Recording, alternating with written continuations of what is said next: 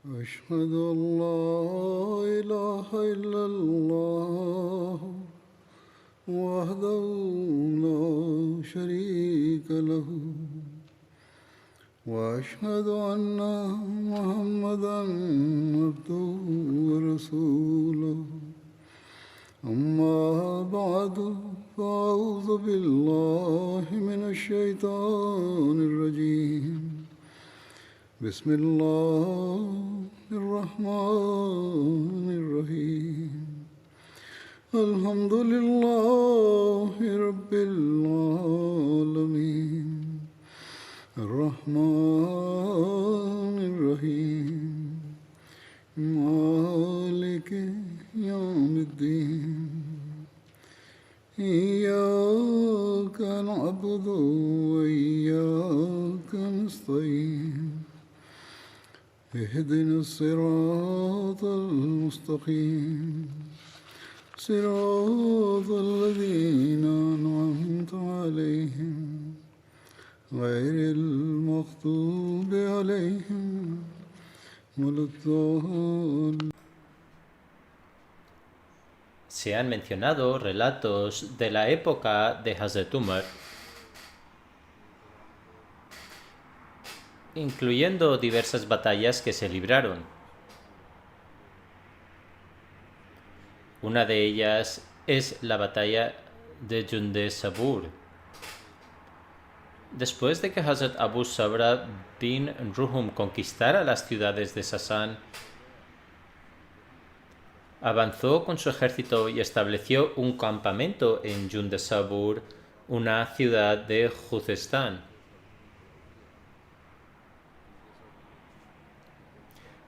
Las escaramuzas con el enemigo tenían lugar tanto de día como de noche y siempre se mantenían firmes en su posición. Así continuaron hasta que uno de los musulmanes propuso otorgarles protección. El enemigo estaba en su fortaleza y siempre que se presentaba la oportunidad salía y atacaba.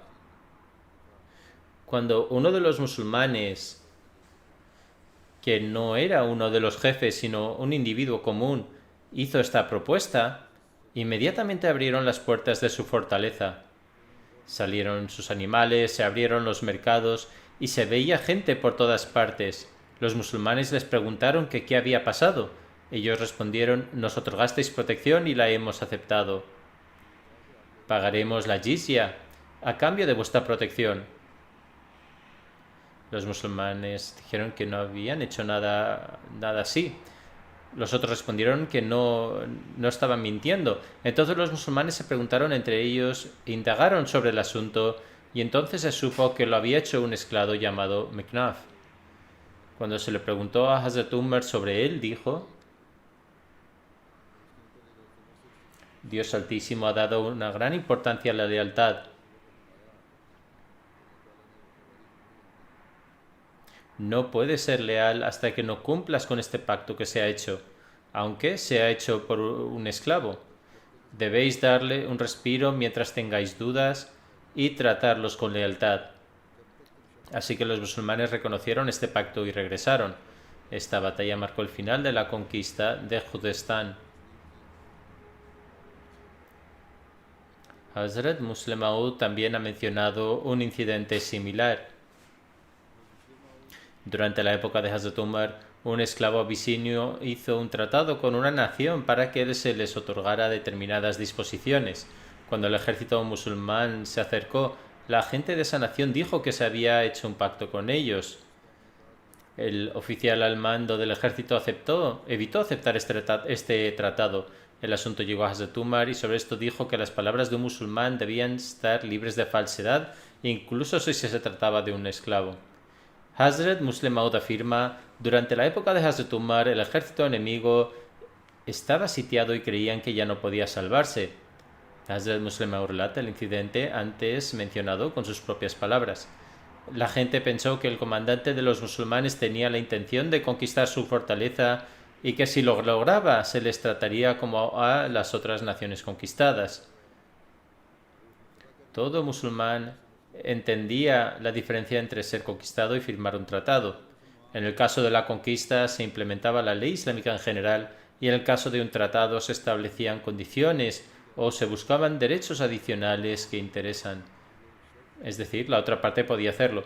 Pensaron que debían adoptar un acercamiento que permitiera conseguir una reconciliación con buenas condiciones.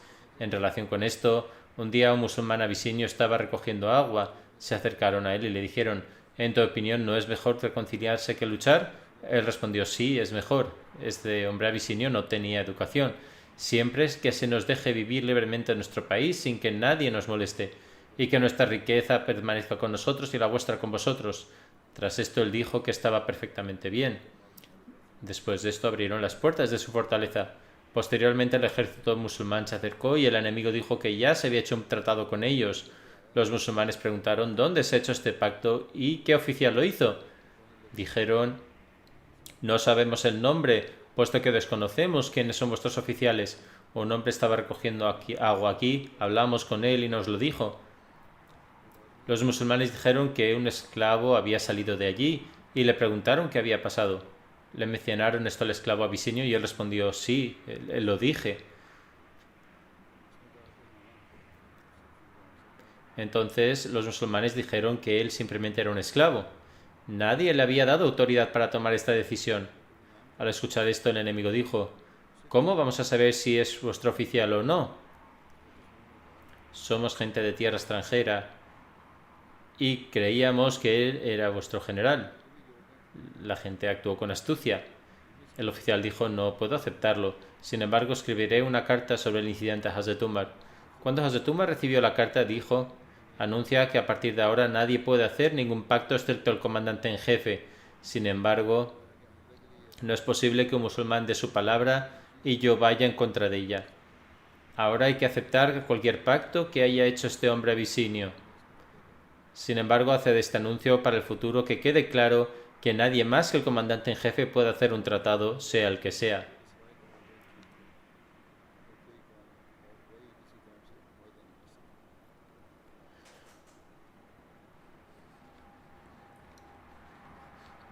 En cuanto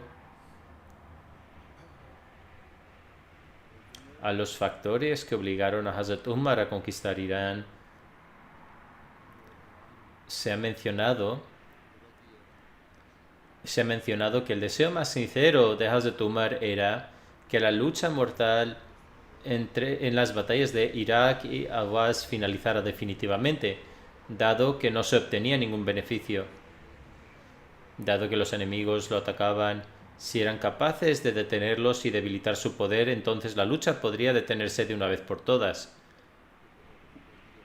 Hazrat Umar expresó en repetidas ocasiones su deseo de tener una barrera entre ellos y los iraníes, para que ellos no pudieran alcanzarles y tampoco ellos pudieran ir allí.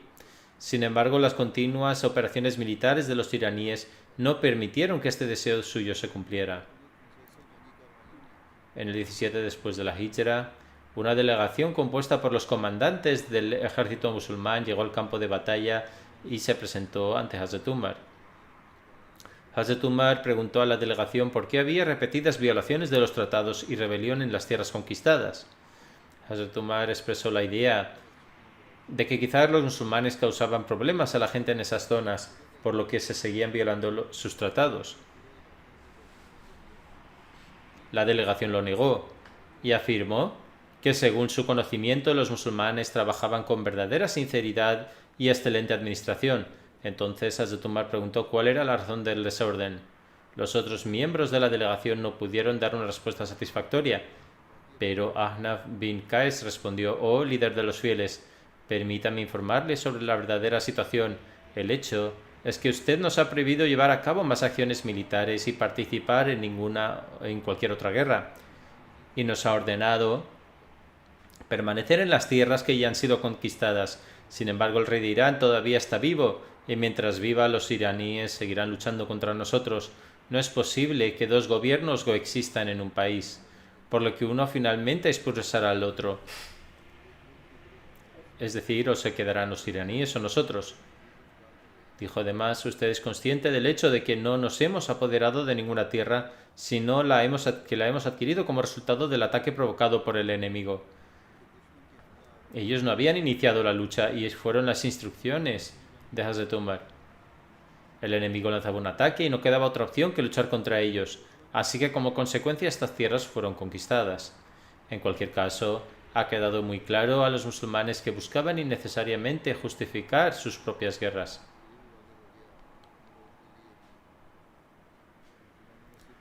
También responde a los críticos que plantean acusaciones contra el Islam.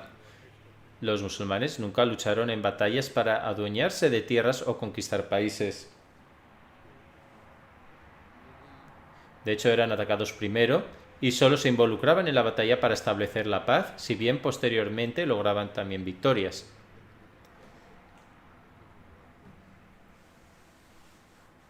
No obstante, afirmaron que estos ejércitos provienen de su rey y su conducta continuaría hasta que él les permitiera tomar medidas para atacar y expulsar al rey de Persia.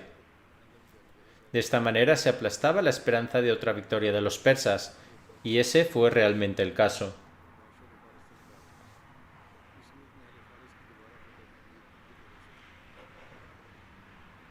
Considerando que se trataba de un buen consejo, Hazrat Umar se dio cuenta de que no había otra opción que seguir avanzando en Irán. De lo contrario, no sería posible establecer la paz, y se seguiría matando musulmanes y se librarían más batallas. Sin embargo, Hazrat Umar decretó oficialmente tras unos 2 años, en el 21 después de la Hijra, después de la batalla de Nahawand, cuando los iraníes avanzaron con poderosas fuerzas y se produjo una dura batalla en Nahawand. La batalla de Nahawand también es llamada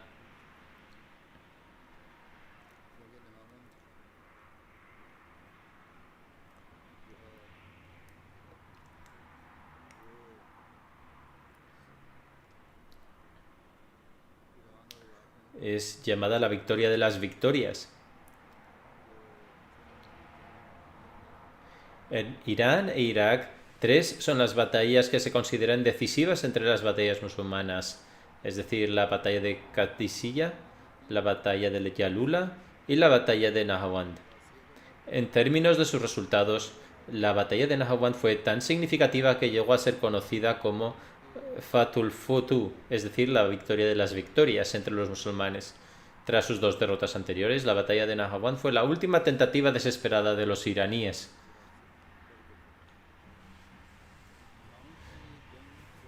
Los detalles de esta batalla son los siguientes.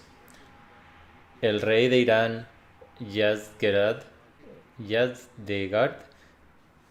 que ahora se encontraba en Merv, o según Abu Hanifa Dinavari, residía en Qom,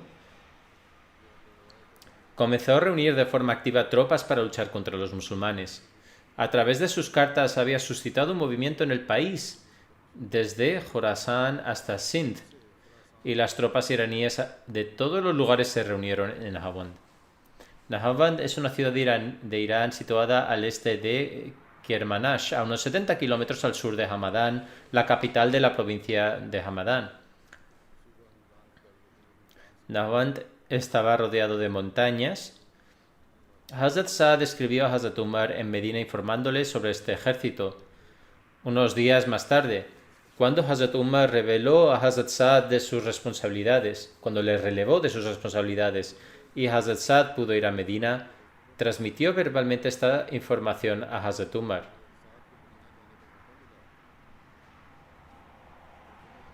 Tras la deposición de Hazrat Saad, Hazrat Umar asignó este puesto clave a Hazrat Ammar bin Yasir. Hazrat Ammar siguió enviando a Mediana los informes de inteligencia que recibía sobre las operaciones militares iraníes. Hazrat Umar convocó una Majlis Mushawarat, una asamblea consultiva, en la que, colocándose en el púlpito, pronunció un discurso. Dijo: «Oh árabes, Dios el Altísimo os ayudó a través del Islam, os unió después de la disensión, os enriqueció después de la hambruna y os concedió la victoria en todos los campos cuando tuvisteis que enfrentaros contra el enemigo. Así pues, nunca os quedasteis atrás ni os vencieron. Ahora Satanás ha reunido algunas fuerzas para intentar apagar la luz de Dios.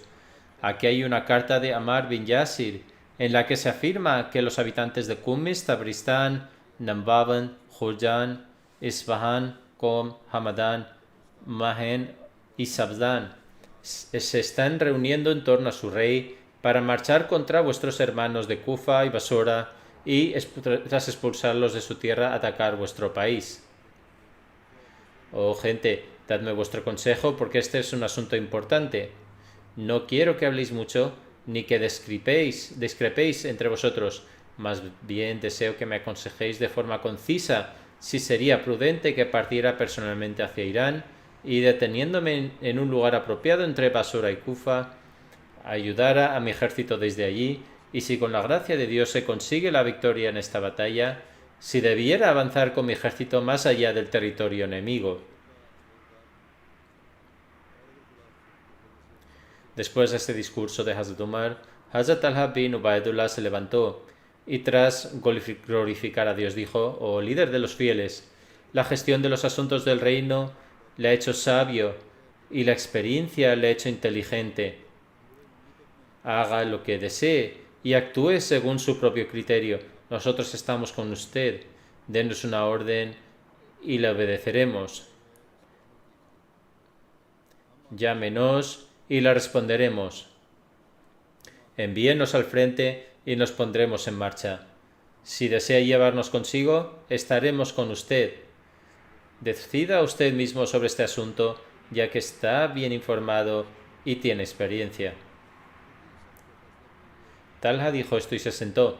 Sin embargo, Hazrat Umar deseaba asesoramiento. Dijo: gente, digan algo, porque este día tendrá consecuencias duraderas. Al escuchar esto, Hazrat Usman se levantó y dijo: oh líder de los fieles, en mi opinión debería enviar instrucciones a Siria y a Yemen para que los soldados musulmanes allí destinados partan hacia Irán. Asimismo, envíe instrucciones a los soldados de Basora para que también se pongan en marcha, mientras usted mismo se dirige hacia Kufa con los soldados de Hijaz. De este modo se eliminará la amenaza de las grandes fuerzas enemigas que está detectando. Esta ocasión tendrá en verdad consecuencias durante un largo tiempo, por lo tanto es importante que deis vuestra opinión y que estéis presente entre vuestros compañeros. En otras palabras, que él mismo debería ir al frente del combate. A la mayoría de los presentes en la reunión les gustó la sugerencia de Hazrat Usman y los musulmanes de todas direcciones expresaron su aprobación. Hazrat Umar no aceptó esta sugerencia y buscó más asesoramiento. Hazrat Ali se levantó y pronunció un largo discurso en el que dijo: oh líder de los fieles, si se ordena la salida del ejército en Siria, los bizantinos tomarán el control de la zona, y si se retira el ejército islámico de Yemen, los abisinios tomarán el control allí. Si al escuchar estas noticias se marcha de aquí, los musulmanes de todas las partes de la tierra saldrán para unirse con usted, y el hecho de que este territorio quede vacío supondrá un peligro mayor que el peligro al que os dirigís. Hazrat Ali presentó la sugerencia de que Hazrat Umar enviara una orden a Basora para que todo el ejército se dividiera en 3 divisiones. Dijo: una sección del ejército debe ser asignada para proteger los hogares y el territorio en las naciones habitadas por los musulmanes. La otra división debe ser enviada a aquellas tierras que han sido conquistadas y se ha establecido un tratado de paz con su gente, con el fin de evitar una sublevación después de violar su tratado. Otra división debe ser enviada a Kufa para ayudar a los musulmanes allí. Del mismo modo debe escribirse un mensaje para la gente de Kufa para que una unidad militar permanezca allí y las otras 2 unidades sean enviadas a luchar con los enemigos. Y el pueblo de Siria debe ser instruido para que 2/3 del ejército permanezcan en Siria y 1/3 sea enviado a Irán. Una instrucción similar debería enviarse a Amán y a otras tierras vecinas. No es conveniente que vaya personalmente al campo de batalla, pues su posición es como la de un hilo por el que deslizan las perlas. Si se corta el hilo, las perlas se dispersarán y no se volverán a reunir. Además, si los iraníes se enteran de que el líder de Arabia ha acudido al campo de batalla, harán todo lo posible y utilizarán todas sus fuerzas para entrar en el combate. En cuanto a los movimientos y los planes del enemigo, Dios Altísimo está muy disgustado con sus acciones, y Dios Altísimo posee el poder de cambiar lo que le desagrada. Usted también ha mencionado las fuerzas del número del enemigo. Sin embargo, en el pasado nunca hemos luchado en base a nuestra fuerza en número, más bien luchamos con nuestra absoluta confianza y en la ayuda de Dios, y nuestra victoria o derrota no depende del número de soldados. Esta es la religión de Dios y Él la ha hecho triunfar. Este es el ejército de Dios al que Él ha concedido su auxilio y lo ha apoyado a través de los ángeles, gracias a lo cual ha alcanzado el honor que tiene hoy.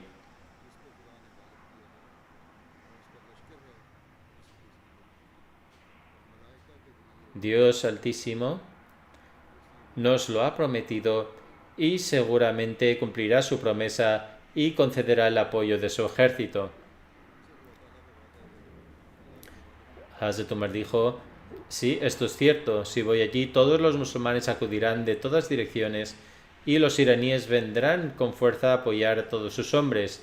Dirán: el líder de la tierra árabe ha entrado en el campo de batalla, por lo que si ganamos esta batalla habremos derrotado a toda Arabia. Por eso no considero apropiado viajar.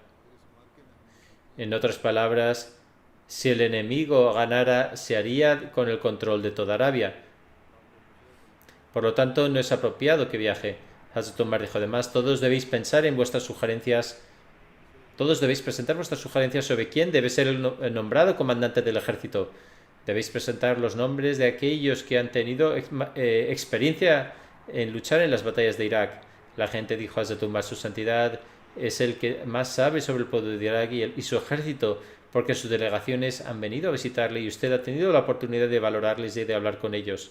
Debido a su previsión y percepción, Hazrat Umar designó a Hazrat Numan bin Mukarrem, que era de entre los nobles compañeros del Santo Profeta, para esta tarea. Según una narración, Hazrat Numan estaba ofreciendo su oración en la mezquita cuando Hazrat Umar entró. Al verle, Hazrat Umar se acercó y se sentó cerca de él. Cuando Numan concluyó su oración, Hazrat Umar le dijo: deseo nombrarte para una determinada misión. Hazrat Numan respondió: si se trata de un papel militar estoy dispuesto a ello, pero si es para la recaudación de impuestos no me gusta esa tarea. Hazrat Umar respondió: no, es un papel militar. Sin embargo, la narración de Tabari parece más cercana a los hechos. Sobre cómo Hazrat Numan fue designado como comandante en la batalla de Nabahand, hay una narración de Al-Tabari. Como acaba de mencionar, la narración es la siguiente.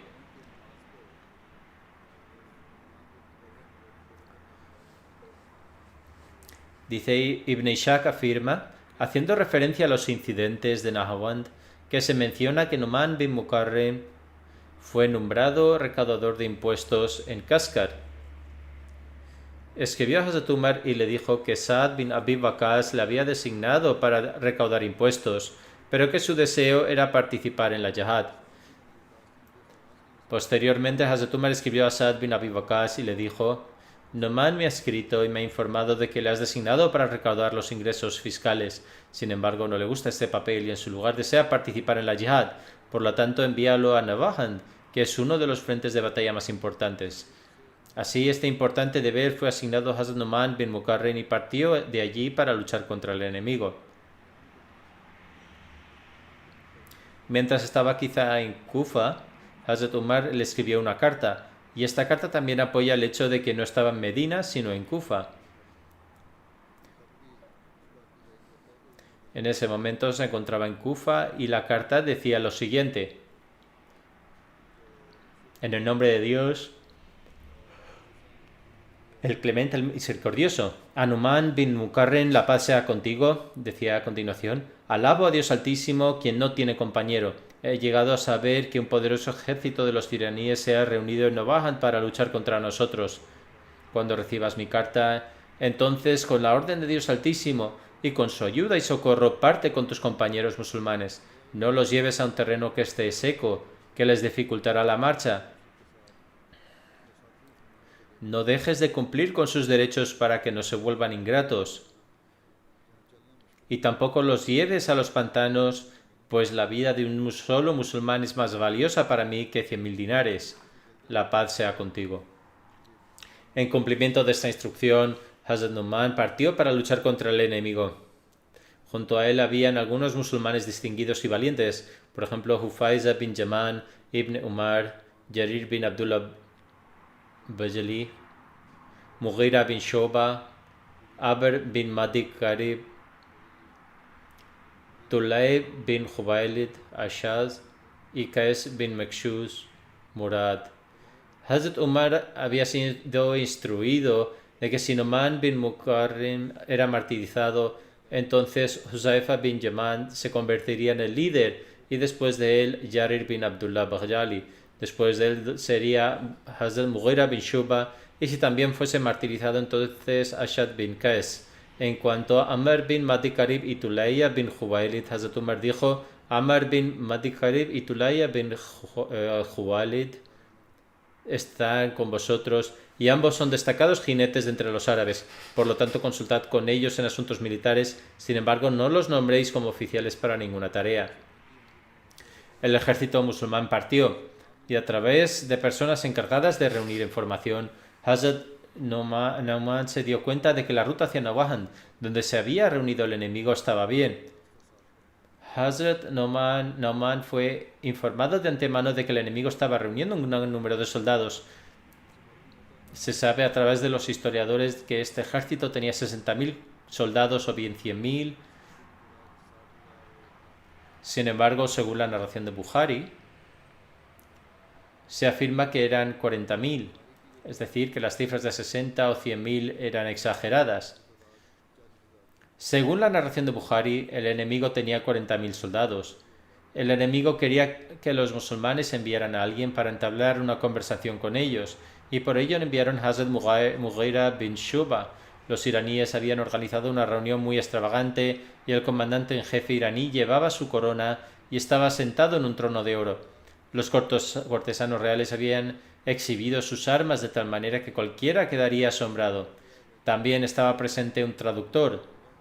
El comandante iraní repitió la misma historia en la que mencionaba que los árabes eran un pueblo muy inferior en todos los aspectos de la vida. También declaró: la única razón por la que no ordeno a mis oficiales que acaben con vosotros es porque no quiero que sus flechas se impregnen de vuestros cuerpos inmundos.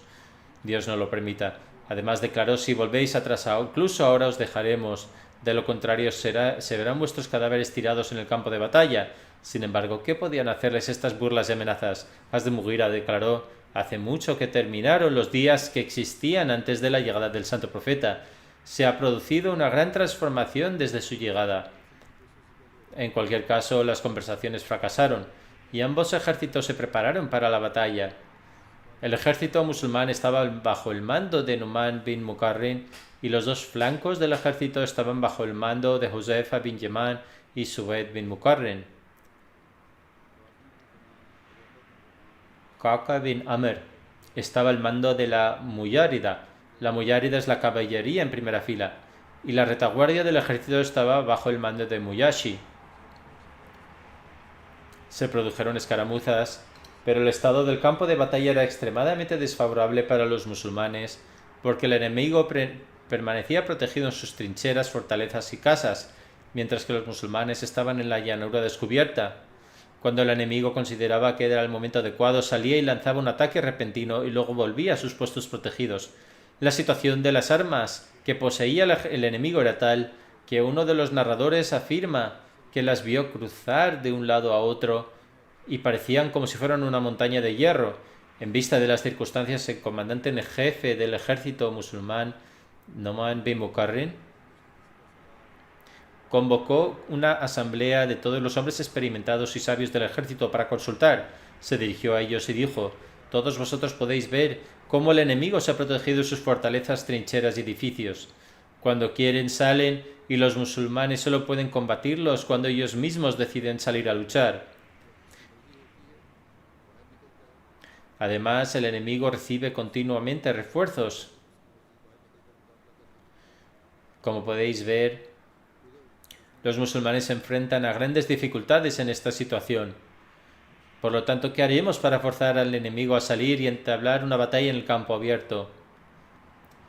Al oír estas palabras de su comandante en jefe, el más veterano entre ellos en esta reunión, Amr bin Subay, declaró: se han protegido en sus fortalezas, pero de esta manera el asedio que hemos puesto se sigue prolongando. Soportar esto durante un largo periodo de tiempo es mucho más difícil y desafiante para ellos que para nosotros. Por lo tanto, dejémosles estar y continuemos prolongándolo. Por supuesto, tendremos que luchar contra los que salgan a combatir. Sin embargo, la reunión no aprobó esta sugerencia de Amr bin Subay. Después de esto, Amr bin Mahdi Karib dijo: no hay que preocuparse ni temerles, debemos avanzar con todas las fuerzas y atacar al enemigo. Esta sugerencia también fue rechazada. Al comenzar esta sugerencia, los hombres más experimentados afirmaron que en tal caso no lucharían contra sus hombres, sino que se enfrentarían a sus murallas, y éstas servirían de apoyo al enemigo. En otras palabras, el enemigo estaba protegido dentro de las fortalezas. Ante esto, Tulayha se levantó y declaró: en mi opinión, ambas sugerencias no son correctas. En mi opinión, se debe enviar una pequeña unidad contra el enemigo y cuando lleguen cerca de él deben disparar sus flechas y atraerlo para que salga y entre en combate. El enemigo saldrá a atacar este contingente. Tras esto, nuestro contingente empezará a retroceder y a hacer ver que huye de la derrota. Esperemos que el enemigo salga al exterior en su búsqueda de la victoria. Entonces, cuando salga a la llanura abierta, nos ocuparemos de él.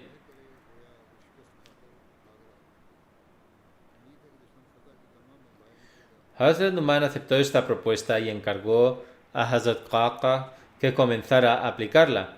Puso en práctica el consejo de Tulayha y los acontecimientos se desarrollaron tal y como había dicho.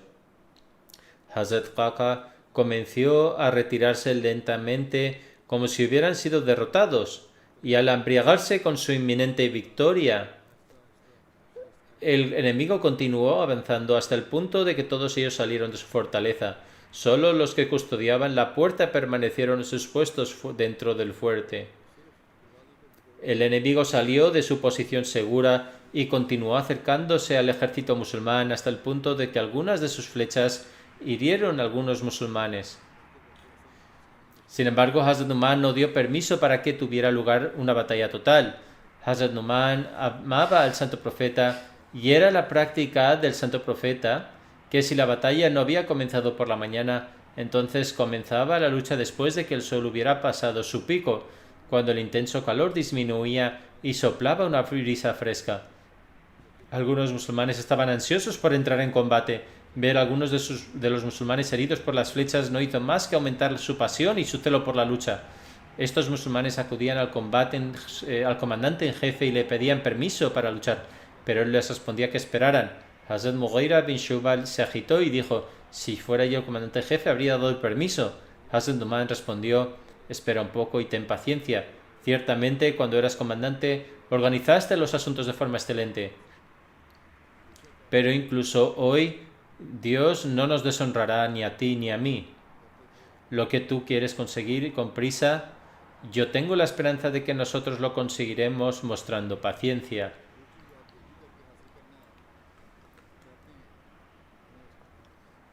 Cuando el calor de la tarde disminuyó, Hazrat Numan montó en su caballo y recorrió el ejército. Bajo cada bandera pronunciaba un apasionado discurso y rezaba para ser martirizado de forma tan sentida que los que le escuchaban comenzaban a llorar.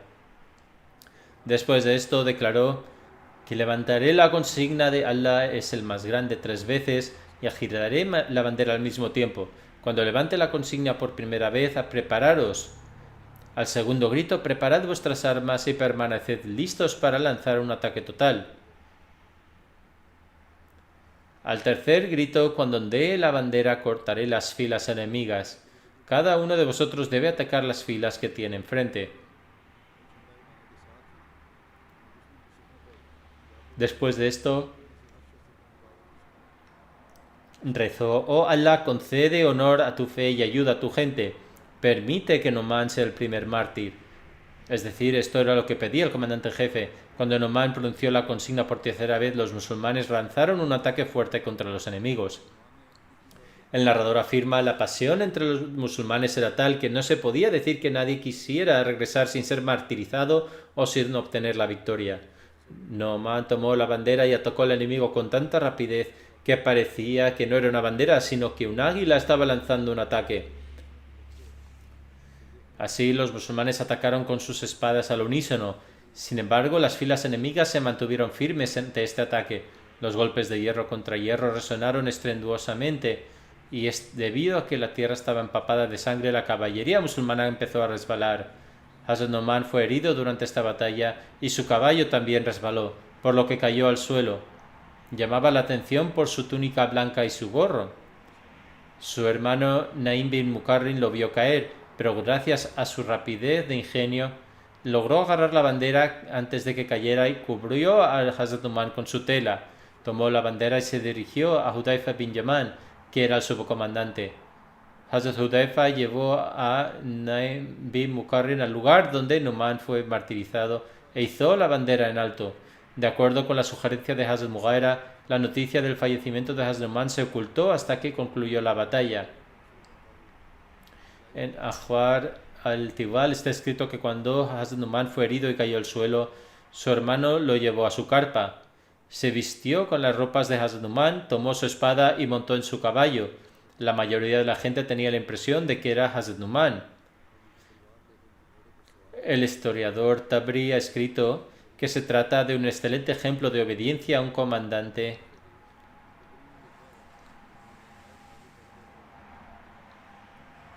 a pesar de las precarias circunstancias. Hazrat Nu'man había anunciado: incluso si Nu'man es asesinado, no dejéis la batalla ni dirijáis vuestra atención hacia mí, continuad la lucha con el enemigo. Makil dice: cuando Hazrat Nu'man cayó, fui hacia él, pero luego recordé sus órdenes. Posteriormente me di la vuelta y seguí luchando. No obstante, se produjo una feroz batalla durante todo el día. En cuanto cayó la noche, los enemigos se retiraron y el campo de batalla fue ocupado por los musulmanes. Muchos prominentes comandantes iraníes fueron asesinados. Makil dice: después de obtener la victoria, fui a ver a Hazrat Nu'man, que estaba en sus últimos momentos. Le lavé la cara con agua, me pidió mi nombre y me preguntó por el resultado de los musulmanes. Le di la buena noticia de la victoria concedida por Allah mediante su apoyo. Hazrat Nu'man dijo: todas las alabanzas pertenecen a Allah, informa a Umar. Hazrat Umar esperaba ansiosamente el resultado de la batalla. La noche en que se esperaba que tuviera lugar la batalla, Hazrat Umar estuvo inquieto toda la noche y apenas durmió.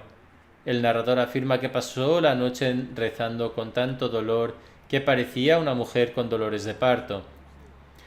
El emisario llegó a Medina con noticias de la victoria. Hazrat Umar proclamó: todas las alabanzas pertenecen a Allah, y luego preguntó por Nu'man. El emisario informó a Hazrat Umar de su fallecimiento. Hazrat Umar se sintió abrumado por el dolor, se llevó las manos a la cabeza y comenzó a llorar. El emisario mencionó los nombres de los otros mártires y luego dijo: oh líder de los fieles, muchos otros musulmanes fueron martirizados, muchos de los cuales usted no conoce. Hazrat Umar habló a través de sus lágrimas y dijo: si Umar no los conoce, esto no les perjudica en absoluto, porque Dios los conoce. Aunque no sean conocidos entre los musulmanes, Dios les ha concedido el honor del martirio. Allah sabe quiénes son. ¿Qué más da lo que Umar no sepa de ellos? Tras esta batalla, los musulmanes persiguieron a los enemigos hasta Hamadan. El comandante iraní Khusro Shanum había llegado a un acuerdo con la condición de que los iraníes no atacaran a los musulmanes en Hamadan y Dastavi.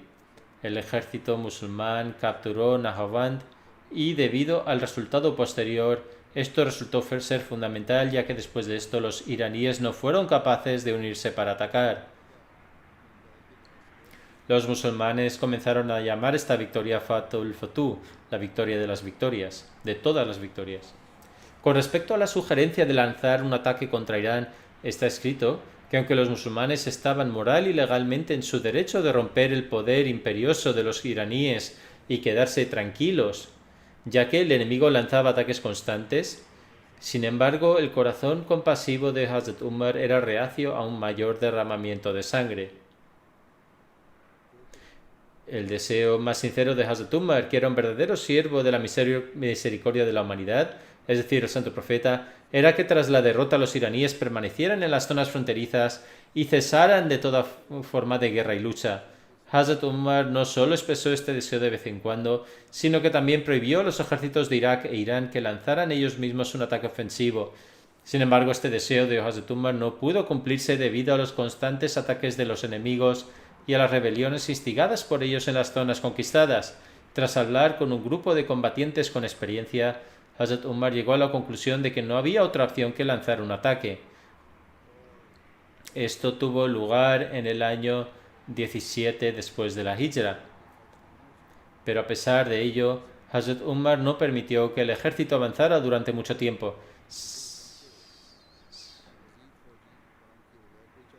Sin embargo, como se ha mencionado anteriormente, la situación no permitía a los musulmanes hacer nada.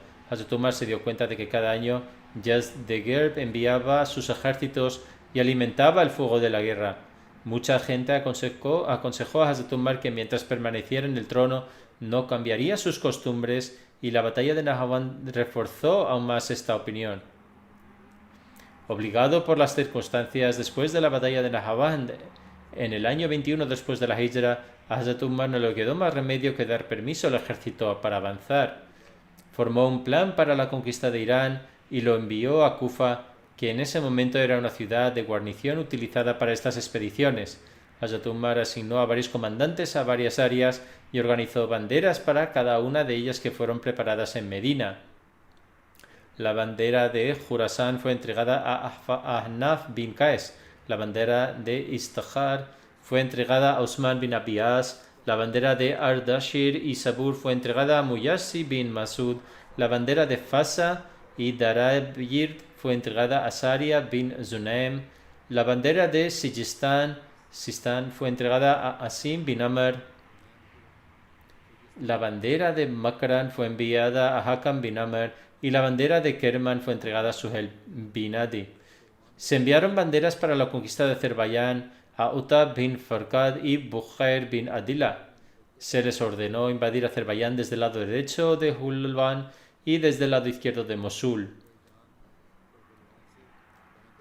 La bandera de la expedición de Isfahan fue entregada a Abdullah bin Abdillah. Con respecto a la conquista de Isfahan, está escrito que fue asignada a Abdullah bin Abdillah. Estaba en Nawahan cuando recibió una carta de Hazrat Umar que decía que debía avanzar hacia Isfahan y nombrar a Abdullah bin Waraka Rehai como jefe de la vanguardia y Abdullah bin Waraka Asadi y Asma bin Abdillah para comandar los flancos. En las afueras de Isfahan se encontraron con un contingente al mando del comandante persa Astandar. El comandante de la vanguardia era Shahr Baraz Jazwiya.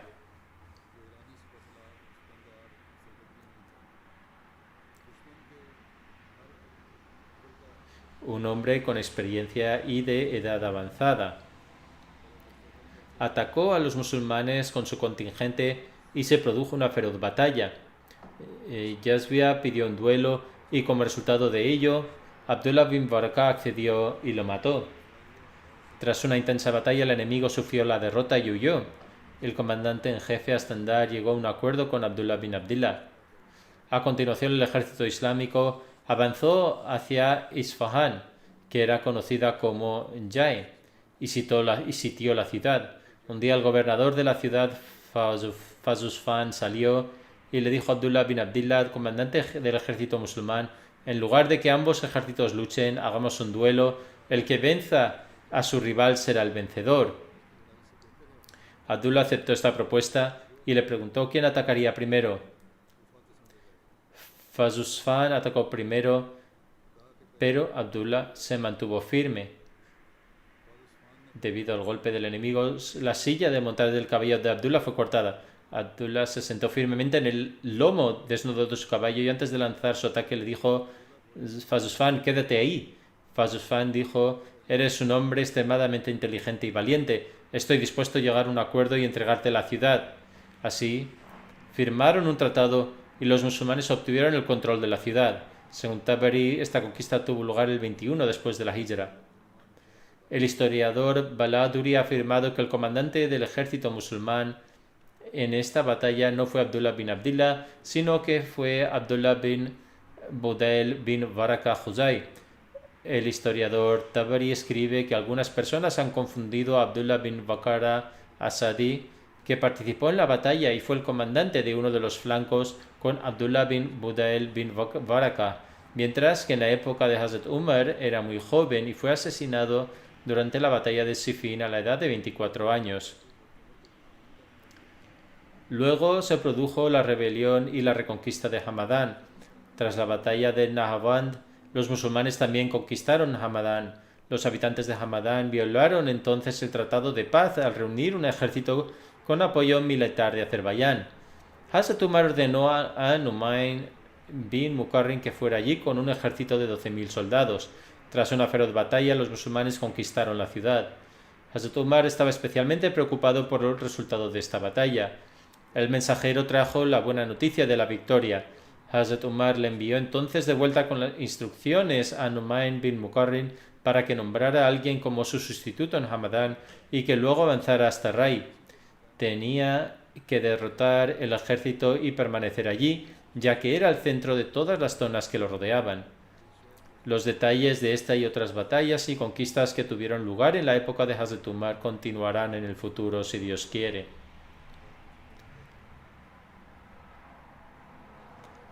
Ahora mencionaré a algunos miembros fallecidos y dirigiré sus oraciones fúnebres después de la oración del viernes. El primero es el de Muhammad Diantono Sahib, de Indonesia, que falleció el 15 de julio a la edad de 46 años. Ciertamente pertenecemos a Dios y a él retornaremos. Su esposa escribe: nació en el seno de una familia no ahmadí, pero desde su infancia siempre quiso ir a la mezquita y era diferente a los demás niños. Disfrutaba permaneciendo en la mezquita durante largas horas, aprendiendo sobre las enseñanzas del Islam y recordando a Dios Altísimo. Decía que todo esto era una bendición para él con el fin de alcanzar la cercanía de Dios. Tenía un amigo en su pueblo que era ahmadí. Cuando estudiaban en el instituto, conoció a la comunidad a través de su amigo. Prestó el juramento de fidelidad en las comunidades de Chilidu y Chirigún. Cuando su padre se enteró de su conversión, se enfadó mucho y lo echó de casa, ya que consideraba que su hijo se había desviado. Ni siquiera le abrieron la puerta y tuvo que dormir fuera. Pasó un tiempo antes de que empezaran a permitirle volver a casa. En 1997, los responsables de la comunidad local le sugirieron que fuera a estudiar a Jamia, ya que veían en él cualidades para convertirse en misionero.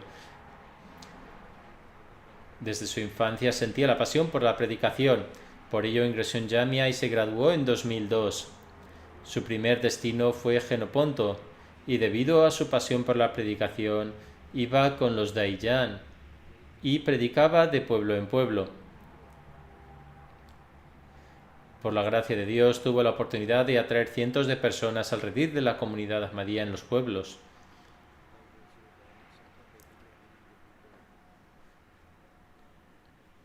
Cuando se inició la construcción de la Casa de la Misión, él mismo participó en la construcción. Antes no había ninguna misión en la zona. Su mujer dice: recuerdo que vivía en una casa muy modesta de alquiler. Era muy sencilla y ni siquiera había nada en la casa. En total solo había un edredón, una almohada y una esterilla para dormir. Además, la olla que teníamos para cocinar nos servía para todo, ya fuera para cocinar la comida o para mantener el agua en ella, etc. Luego dice: un día el jefe de Tabligh Suyuti Aziz Sahib y el misionero provincial Saiful Uyun Sahib vinieron a nuestra casa. Al ver el estado de nuestra casa se quedaron asombrados. La comunidad de Geneponto solicitó al centro la construcción de una misión y así se construyó. Posteriormente también se construyó allí una mezquita. Antes de esto los musulmanes compartían una mezquita para ofrecer sus oraciones, pero debido a la oposición les prohibieron seguir rezando allí. Entonces ofrecían sus oraciones en la casa de alguien y habían muchos obstáculos en su deseo y en sus esfuerzos por construir la mezquita. Los trabajadores se negaron a trabajar y el jefe del pueblo lanzó amenazas diciendo que no lo permitiría. En cualquier caso, no perdieron la esperanza ni se rindieron a pesar de todos estos obstáculos y siguieron construyendo con gran determinación. Si los trabajadores se negaban a trabajar, los Judam y los Atfal ayudaban en las labores e incluso participaban jóvenes no ahmadis con los que tenían buenas relaciones, y así se construyó la mezquita. Dice, cuando se le destinó a Yakarta hubo una gran oposición allí, pero cuando hubo fuertes inundaciones esos mismos opositores se refugiaron en nuestra mezquita. Las inundaciones se prolongaron durante 2 años y estas personas siguieron refugiándose en nuestra mezquita. Por un lado seguían oponiéndose a nosotros, pero por otro seguían viniendo a buscar refugio. Fue entonces cuando la situación mejoró. Uno de sus logros más destacados es que hizo los preparativos para presentar el mensaje de la comunidad y las traducciones en directo de los sermones del Jalifa para que se difundieran a través de la radio indonesia e Internet. Esto fue un momento en que la transmisión en vivo del sermón a través de YouTube aún no había comenzado. Por decirlo así, hizo esfuerzos maravillosos durante toda su vida y fue un misionero ejemplar. Le sobreviven su esposa y sus 5 hijos. Que Dios Altísimo conceda su perdón y misericordia y eleve su rango espiritual, que sus hijos puedan continuar sus buenas acciones. El siguiente funeral es el de Sahibzada Farhan Latif Saheb de Chicago, Estados Unidos, que falleció hace un tiempo. En verdad, a Dios pertenecemos y al regresaremos. Era el bisnieto de Hazrat Sahibzada Abdul Latif Sahib Shahid. Farhan Saheb era un miembro activo de la comunidad de Chicago. Siempre estaba dispuesto a prestar sus servicios y ayudar. Siempre tenía una sonrisa en la cara y una característica suya era que siempre era el primero en saludar a los demás. Siempre se presentaba para cualquier trabajo en la mezquita, fuera grande o pequeño, y siempre estaba en primera línea para servir. Ha ejercido el cargo de auditor en Chicago de forma maravillosa. Era musi y le sobreviven 3 hijos pequeños y sus ancianos padres. Falleció a la edad de 45 años. Que Dios Altísimo le conceda el perdón y la misericordia y permita que sus hijos permanezcan firmemente unidos a la comunidad.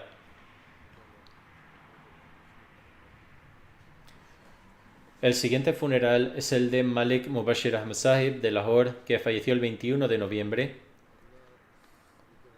Ha pasado bastante tiempo desde su fallecimiento, pero no se ofreció su oración fúnebre. Su hijo escribió una petición para que se ofreciera su oración fúnebre. Era hijo de Hazrat Maulana Ghulam Farid Sahib, compañero del Mesías Prometido y comentarista del Sagrado Corán. Además de servir como Sadr Daud Khil en el distrito de Mian Valley, también tuvo la bendición de servir en varias capacidades en Hyderabad. También tuvo la oportunidad de trabajar para completar el diccionario del Sagrado Corán. Fue después del fallecimiento de su padre Malik Ghulam Farid Sahib cuando Hazrat Khalifatul Masih IV le asignó a él y a su hermano el menor la tarea de organizarlo. Que Dios Altísimo conceda su perdón y misericordia. Como he mencionado, después de las oraciones del viernes dirigiré sus oraciones fúnebres in absentia.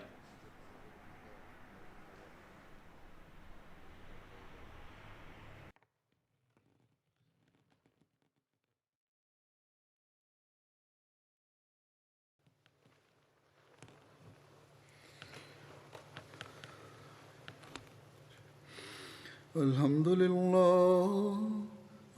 لله نحمده ونستعينه ونستغفره ونؤمن به ونتوكل عليه ونعوذ بالله من شرور أنفسنا ومن سيئات أعمالنا من يهده الله فلا مضل له ومن يضلل فلا هادي له ونشهد أن لا إله إلا الله ونشهد أن محمدا عبده ورسوله عباد الله رحمكم الله إن الله يأمر بالعدل والإحسان وإيتاء ذي القربى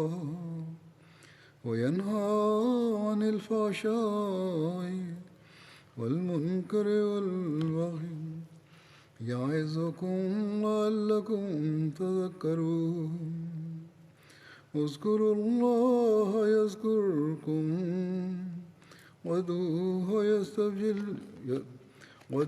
يستجب لكم ولذكر الله أكبر